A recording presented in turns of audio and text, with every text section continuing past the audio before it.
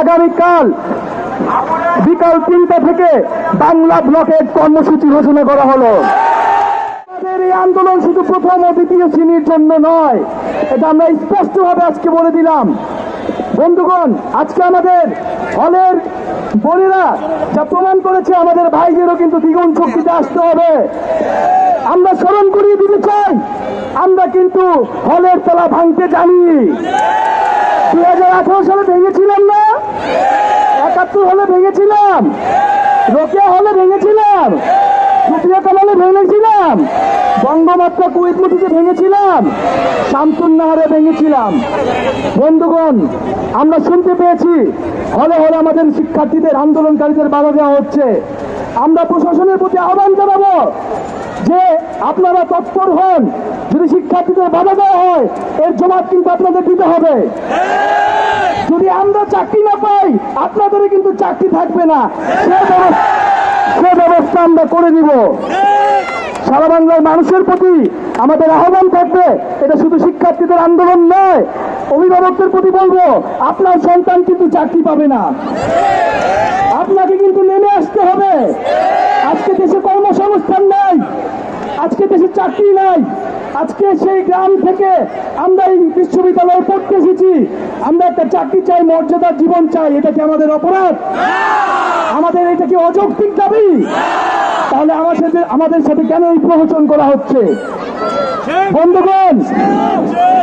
বন্ধুগণ, আমি অভিভাবকদের প্রতি, আমাদের শিক্ষকদের প্রতি উৎকট আহ্বান জানাবো, আপনারা এই শাহবাগ মোড়ে আমাদের আন্দোলনের সাথে সংহতি জানাতে আসবেন। আমি আশা করব আমাদের দ্রুত সময়ের মধ্যে শিক্ষকরা আমাদের সাথে সংহতি জানাবেন। আমাদের মাননীয় ভিসি স্যার, আমাদের শিক্ষক সমিতি গত আন্দোলনের সময় কিন্তু আমাদের সাথে সংহতি জানিয়েছিলেন। বন্ধুগণ, আজকে বিভিন্ন বিশ্ববিদ্যালয় থেকে যেখানে শিক্ষার্থীরা আন্দোলন গড়ে তুলছে, আমরা তাদেরকে ধন্যবাদ জানাচ্ছি।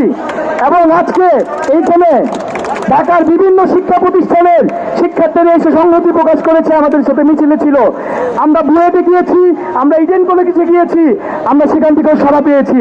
আমরা বন্ধুগণ শুধু শাহবাগে বসে থাকবো না, আমরা যে কর্মসূচিটি ঘোষণা করছি যে আগামীকাল বিকাল 3টা থেকে বাংলা ব্লকের কর্মসূচি ঘোষণা করা হলো।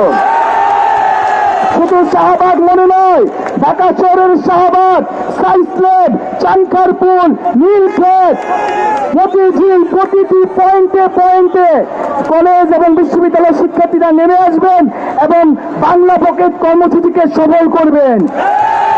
এবং যারা ঢাকার বাইরে শিক্ষার্থীরা আছেন, তারা জেলায় জেলায় বিশ্ববিদ্যালয়ে মহাসড়কগুলো অবরোধ করবেন। আমরা নির্বাহী বিভাগকে জানতে চাই, নির্বাহী বিভাগের কাছে, সরকারের কাছে 2018 সালের পরিপত্র কেন বাতিল করা হলো? তৃতীয় ও চতুর্থ শ্রেণীতে এখনো কেন কোটা বৈষম্য নিরসন করা হচ্ছে না? কেন এখনো 56% কোটা তৃতীয় ও চতুর্থ শ্রেণীতে থাকবে? এবং কত বড় সাহস যে প্রথম ও দ্বিতীয় শ্রেণীতে তারা এটা নিয়ে এসেছে, সেই সাহসের কিন্তু আমরা জবাব দিব। বন্ধুগণ, আপনাদেরকে এবং আমাদেরকে আন্দোলনের যে স্পিরিট, সেই স্পিরিট কিন্তু ধরে রাখতে হবে। আমাদের যে ছাত্র ধর্মঘট এবং ক্লাস পরীক্ষা বর্জন কর্মসূচি আপনারা দেখেছেন, অলরেডি অনলাইনে কিন্তু স্বতঃস্ফূর্তভাবে বিভিন্ন বিশ্ববিদ্যালয়ের বিভিন্ন বিভাগের শিক্ষার্থীরা স্বতঃস্ফূর্তভাবে একাত্মতা প্রকাশ করেছে। শিক্ষকদের আন্দোলন বন্ধ হয়ে যাবে, আমাদের আন্দোলন কিন্তু বন্ধ হবে না। শিক্ষকরা ক্লাসে ফিরে গেলেও আমাদের দাবি আদায় না হওয়া পর্যন্ত কিন্তু আমরা ক্লাসে ফিরে যাব না। এবং প্রশাসনের প্রতি আহ্বান জানাবো, আমরা অনেকদিন থেকে বলে আসছি যে ঢাকা বিশ্ববিদ্যালয়ের যে 2টি লাইব্রেরি, সায়েন্স লাইব্রেরি এবং সেন্ট্রাল লাইব্রেরিকে খুলে দেওয়ার জন্য আমরা এখনো ভালোভাবে বলতেছি, যদি আপনারা খুলে না দেন আমরা নিজ দায়িত্বে এটি খুলে নিতে বাধ্য হব।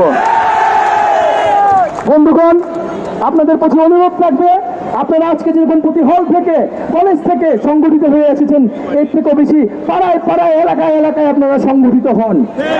এবং ভাইদের প্রতি অনুরোধ থাকবে, আপনাদের যে কোনো সমস্যা, যে কোনো বাধা বিপত্তি আমাদের কাছে জানাবেন।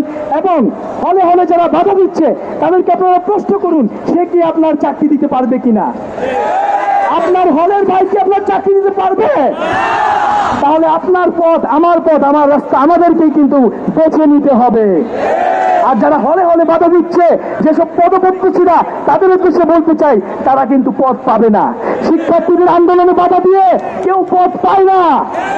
বন্ধুগণ, এখন আমি আহ্বান জানাবো যে আপনারা যারা হলে হলে বাধা দিচ্ছেন, আপনারা এই আন্দোলনে আসুন। এই আন্দোলনে সবাই মিলে আমরা একত্রে এই আন্দোলনকে সফল করে তুলি। বন্ধুগণ, আগামীকাল 3টায় আমাদের বাংলা ব্লকের কর্মসূচি শুরু হবে এবং ঢাকা বিশ্ববিদ্যালয়ের কেন্দ্রীয় লাইব্রেরি থেকে আমরা আমাদের কর্মসূচি শুরু করব। সবাইকে আমরা যার যার পয়েন্টে অবস্থান নেওয়ার অনুরোধ জানাবো।